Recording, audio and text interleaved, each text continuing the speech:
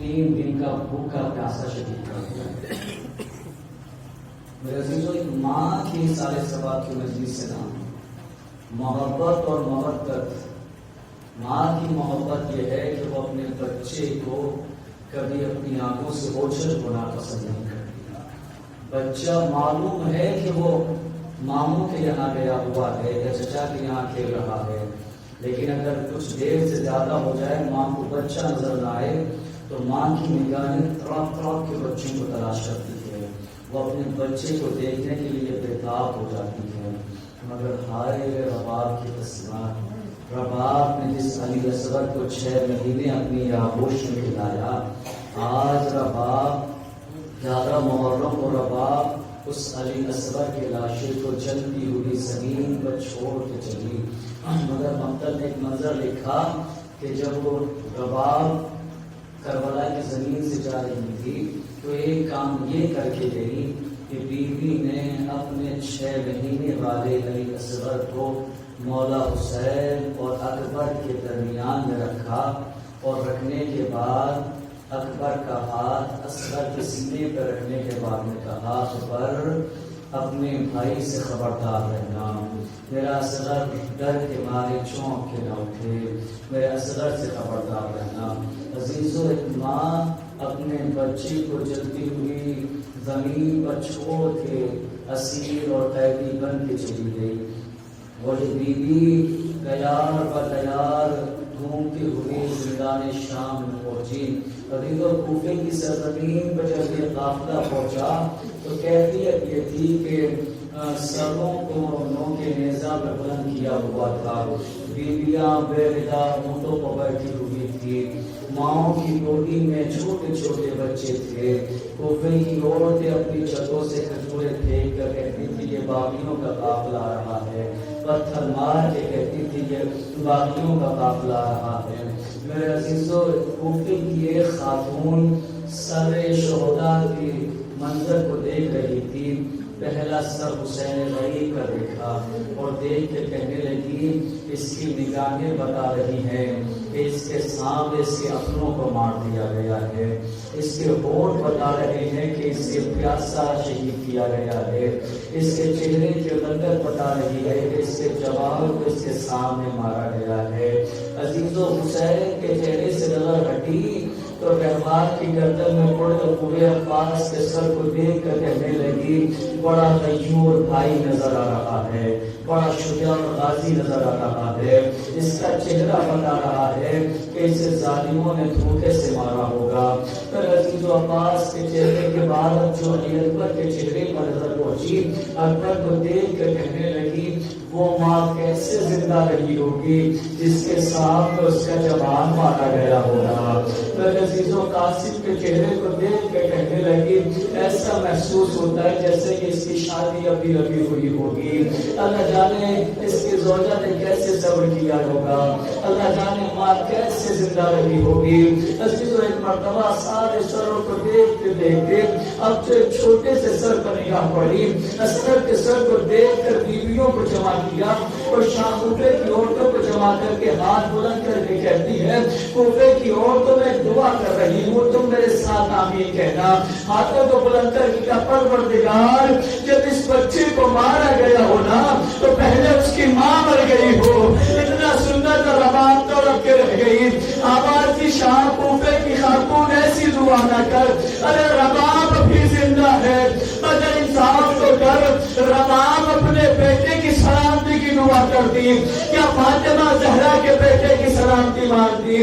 میرے عزیز و رباب اپنے اصغر کو یاد کرتے کرتے اب جو زندان شام میں پہنچی، ایک منظر امام سجاد بیان کرتے ہیں، فرماتے ہیں کہ میں نے ایک منظر یہ دیکھا کہ پھوپھی اماں بیٹھ کے نماز پڑھ رہی تھی، بیویاں بیٹھ کے نماز پڑھ رہی تھی۔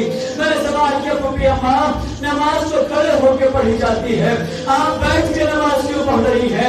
بیوی نے رو کے کہا، سجاد، حکومت کی طرف سے کھانا اور پانی اتنا کم آتا ہے، ہم بچوں کو کھلا دیتے ہیں، ہم بھوکے رہ جاتے ہیں۔ میرے عزیزوں، مولا سجاد نے ایک منظر اور بیان کیا، رباب خستہ جات کا منظر بیان کر رہے ہیں، فرماتے ایک مرتبہ میں جو شب میں نماز شب کے لیے بیدار ہوا. اب ذرا میری طرف توجہ کرے میرے عزیزوں. مولا فرماتے میں نے اپنی اماں کو دیکھا کہ ان کا رباب کا عالم یہ تھا, وہ اپنے ہاتھوں کو کبھی آگے بڑھاتی تھی, ہاتھوں کو کبھی پیچھے کرتی تھی, پھر کبھی ہاتھ آگے بڑھتے تھے, کبھی ہاتھ پیچھے بڑھتے تھے. میں آگے بڑھ کے میں اپنی اماں کے سامنے پہ ہاتھ رکھا اور ہاتھ رکھنے کے بعد میں کہا, اماں رباب یہ کیا کر رہی ہے؟ رو کے رباب کہتی ہے, سچا ذرا ایسا بات کر, میں اپنے اصغر کو جھولا چلا رہی ہوں, میں اپنے اصغر کو لوری سنا رہی ہوں, میں اپنے اصغر کو جھولا چلا رہی ہوں. میرے عزیزوں رباب کا یہ عالم تھا, یہ خواتین کے یہاں پایا جاتا ہے. میرے عزیزوں اگر کسی خاتون کے یہاں کہتا سب کی گودوں کو آباد رکھے, کوئی چھوٹا بچہ دنیا سے چلا جائے تو وہ راتوں کو چونک چونک کے اٹھتی ہے اور بچے کو ہاتھوں سے تلاش کرتی ہے, میرا بیٹا کہاں ہے, میرا نقطۂ جگر کہاں ہے. لیکن رباب کی کیفیت تھی, رباب چونک چونک کے اٹھتی تھی اور اپنے پہلو میں اصغر کو تلاش کر کے کہتی تھی, ہائے میرا چھوٹا ساتھی اصغر, اصغر تیرا ظالم کتنا, تیرا قاتل کتنا ظالم تھا. رباب قید سے رہا ہونے کے بعد اب جو مدینے واپس پہنچی, رباب کا یہ عالم تھا کہ رباب کبھی ٹھنڈا پانی نہیں پیتی تھی, رباب کبھی سائے میں نہیں بیٹھتی تھی, ہمیشہ رباب دھوپ میں بیٹھی رہتی تھی. کبھی پیاس زیادہ ہوئی تو ذرا سے گرم پانی رباب پی لیتی تھی. میرے عزیزوں ایک منزل یہ آئی کہ جناب زینب نے امام سجاد سے کہا, میرا سجاد کب تک بھاگے رباب دھوپ میں بیٹھی رہیں گی, ذرا یہ سائے پہ لے کے آ جاؤ. سجاد آگے بڑھے, اما رباب کب تک دھوپ میں بیٹھی رہیں گی, ذرا سائے میں چلیے. رباب نے روک کے کہا, سجاد میری نگاہیں دیکھ رہی ہے, میرا والی و وارث کربلا کی زمین پر جلتی ہوئی دھوپ میں لیٹا ہوا ہے, میرا اصغر دھوپ میں لیٹا ہوا تھا, میرا اکبر دھوپ میں لیٹا ہوا تھا, میرے رات میں کیسے سائے میں چلی جاؤں. ایک مرتبہ سجاد کھڑے ہوئے, آواز دی, اماں میں امام وقت کی حیثیت سے حکم دے رہا ہوں, اب امام صاحب میں آ جائیے. ایک مرتبہ رباب کھڑی ہوئی, آسمان کی طرف دیکھ کے کہا, پروردگار ایک امام سے وعدہ ہے, ایک امام کا حکم ہے, بتا میں کیا کروں. رباب کی لاش تیرے حوالے. ابھی رباب نے اتنا جملہ کہا, رباب زمین پر گئی, دوڑ کے زینب نے ہلایا, عجیب منظر ملا. رباب کی روح جسم سے نکل چکی تھی, رباب دنیا چھوڑ کے جا چکی تھی, مگر بیویوں نے یہ دیکھا کہ رباب کے سینے سے ہمیشہ ایک کٹری لگی رہتی تھی. اب جو زینب نے کٹری کو نکالا, بیویاں یہ سوچتی تھی نہ جانے یہ کون سی دولت ہے جسے رباب سینے سے لگائے رکھتی ہے. میری ماں بہنیں مجھے معاف کرے اگر جملہ بھاری ہو جائے تو, بیویاں سوچا کرتی تھی یہ کون سی دولت ہے جسے رباب ہمیشہ سینے سے لگاتی ہے.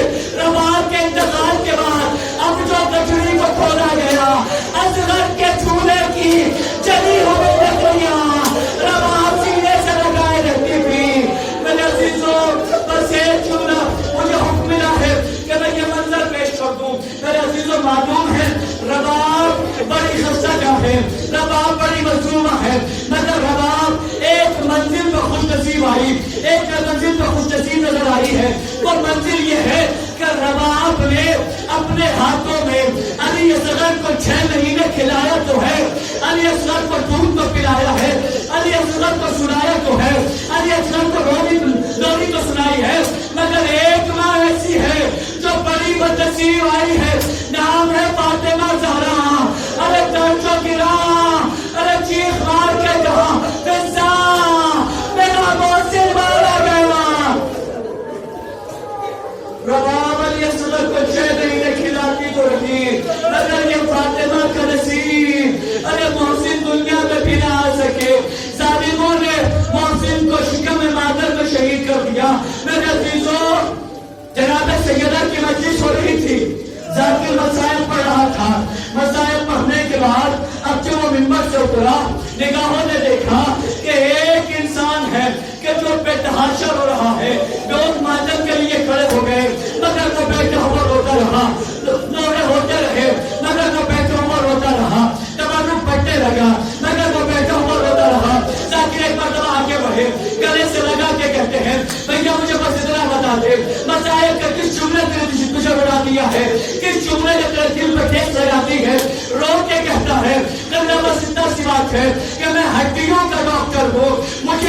ہے جب ہڈی ٹوٹ جاتی ہے تو کتنی مرتبہ حرکت ہوتی ہے, ہڈی میں درد ہوتا ہے, مگر میں یہ بھی جانتا ہوں اگر کسی کی پسلیاں ٹوٹ جائے تو جب سانس آتی ہے ہڈیوں میں درد ہوتا ہے, پسلیوں میں درد ہوتا ہے. میں سوچ کے رو رہا ہوں میری سجدہ کی جہاں پسلیاں ٹوٹ گئی تھی 75 دن میری شہزادی کیسے زندہ رہی. جب سانس آتا ہوگا پسلیوں میں درد ہوتا ہوگا, بیوی تڑپ کے رہ جاتی ہوگی.